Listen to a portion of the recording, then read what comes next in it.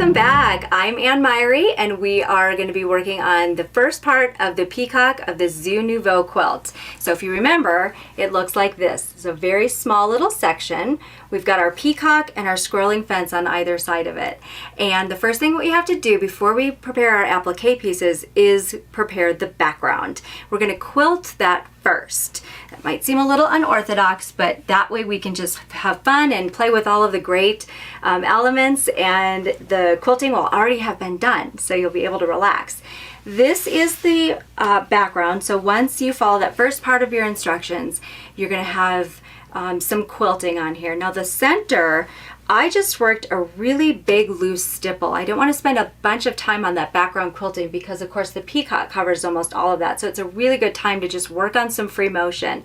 If you're really uncomfortable with free motion quilting, you could just put on a walking foot and do some straight line quilting. It doesn't really matter. The point is that we're gonna quilt it first, and then we're going to put the applique on after. So I'm just going to do a quick drawing of what I did on the sides. The sides are a little different because you're going to see that behind the scrolls of the bias tape applique. So what I want to do is just draw out sort of what I did. And that can be done any way that you want to. Of course, you could, again, just draw straight lines on this, but if you wanted to try your hand at free motion and get a little practice under your belt, you could pick up a motif of your fabric.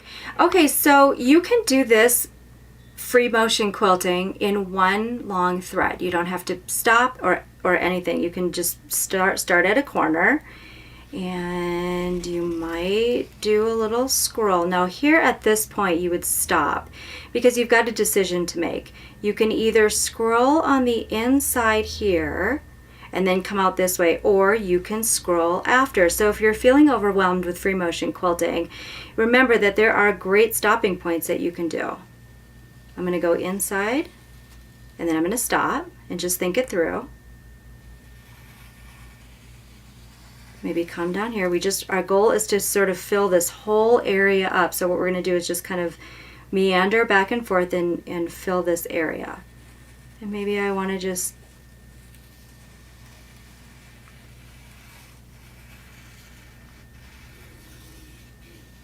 you can do so right here. I'm not sure what I want to do, if I want to go out or if I want to come back in. And I think I want to come back in because I want to maybe mimic this line here. But that's completely a decision that you can make. I can stop there, think it through.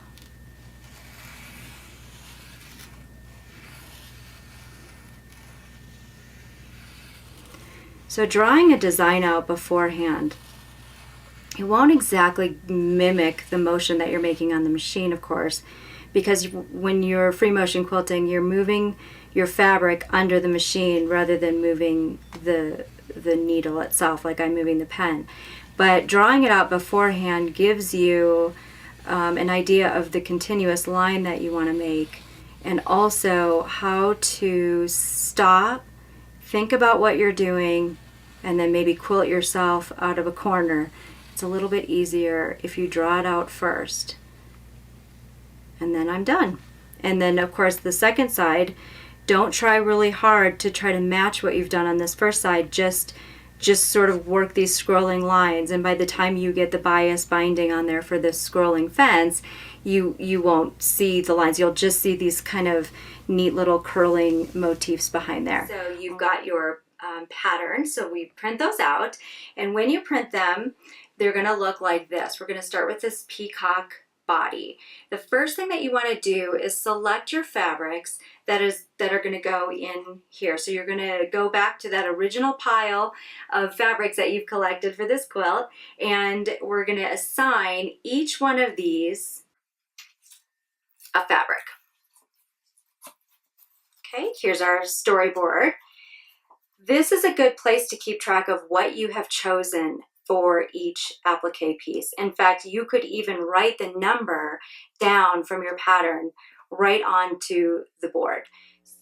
Here are the fabrics that I chose for my peacock, and this is the storyboard that we're completing as we go. These fabrics here are for the peacock body, and then the rest of these fabrics are the feathers and all of the little pieces that surround his body.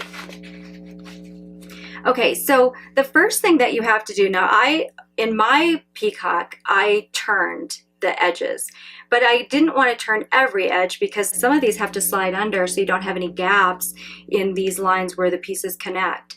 So what you're going to want to do is mark the sides that aren't going to get turned. And that's what I did with these dashes. This is a concept that I learned watching Grace Aria's show. She calls them ovaries and underees. And what we're going to do is mark the underees. So you're just going to take your pattern and just mark the lines that would slide under another piece. So when you're making your templates, those marks will go on the paper side of your freezer paper to show that those you won't actually have to turn if you are using turned applique.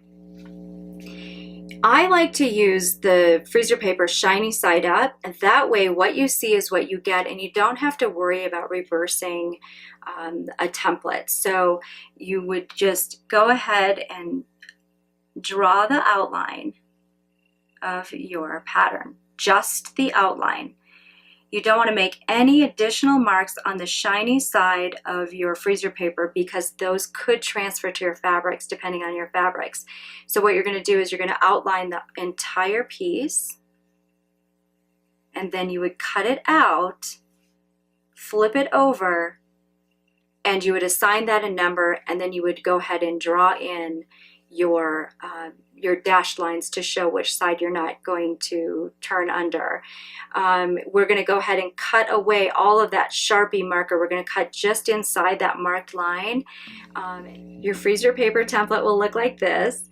This is the shiny side, and as you can see, I have cut away all of the ink. This we are going to go ahead and cut out as well as per your pattern, and any marking that you would do would show up right here on the paper side. Okay? So one thing I want to point out is that when you're drawing your templates onto your freezer paper, you can actually draw the entire thing with one freezer paper piece because all of your markings are going to be on the paper side. You're going to cut out each individual one on the line so you don't have to leave any seam allowance.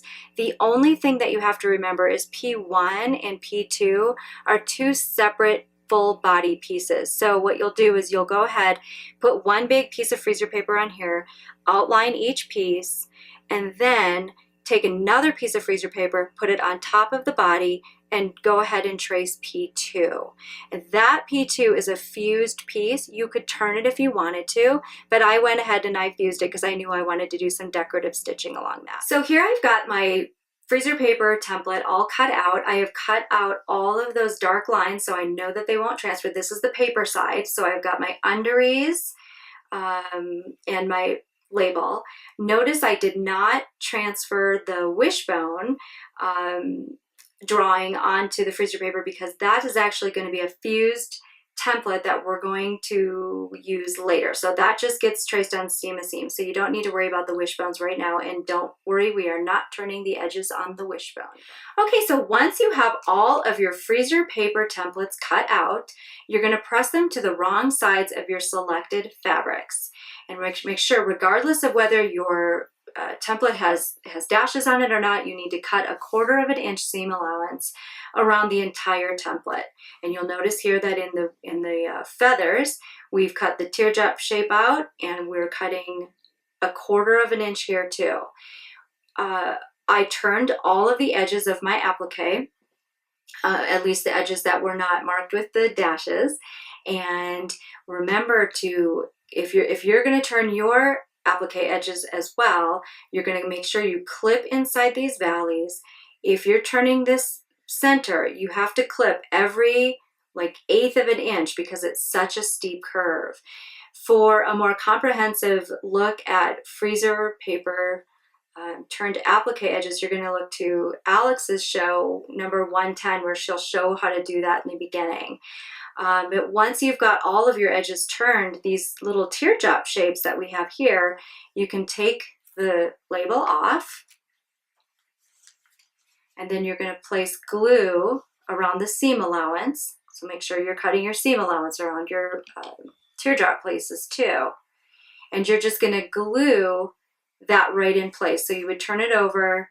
Where these are turned in, you would just dab glue that in place, and then you're going to hand stitch that. You could machine stitch it. It's a lot of turning. It is almost as fast just to hand stitch that. All right, and then you're going to go ahead and prepare all of your applique pieces, and then we're going to build them. So I'm going to start with the peacock.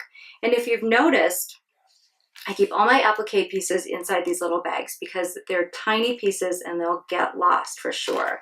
So just keep your all of your feathers together in one bag and all of your peacock body pieces together. All right, so I've done a couple of them for you, and I'm going to show you how to build the peacock right off of the quilt and onto this paper pattern that you've printed. So you want to start with the ones that are underneath, and I'll just do one side for you. All right, so P5, that's gonna be on the bottom, so you're gonna start with that one first. Don't forget to peel off your freezer paper pieces. I can't tell you how many times I've done that. Match your edges right up to the line of the pattern. Just go ahead and dot your glue into the seam allowance. That one might got a little bit outside there. There we go.